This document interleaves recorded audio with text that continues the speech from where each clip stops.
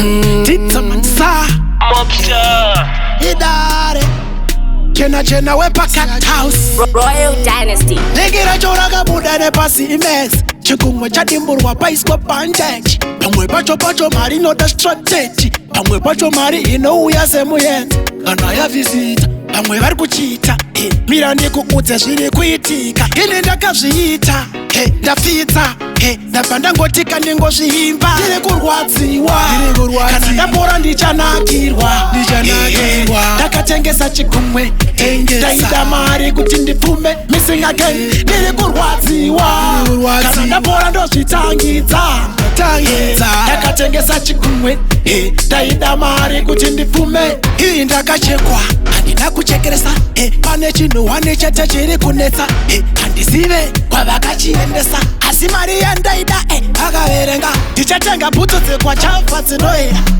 mukwende wangu ndobva ndaukera ndobva ndavamisa vese vaida kuteerera vaifamba vachitaura kuti mangoma hapera mangoma tomafira mangoma tomabira mangoma hatizombofa tasiya nyangwe ndikabayiwa ndaurayiwa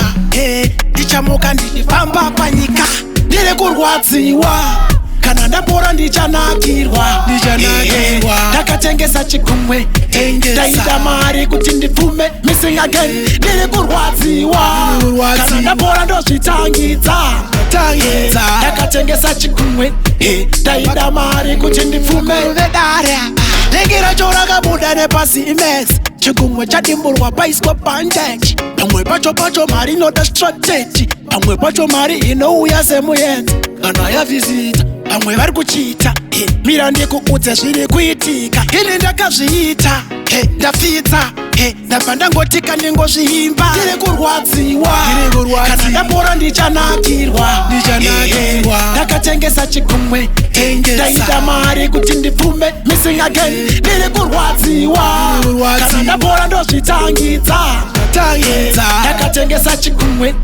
ndaida mari kuti ndipfume Mobster ndiri kurwadziwa ndichanakirwa tengesa ndiri kurwadziwa ndichatangidza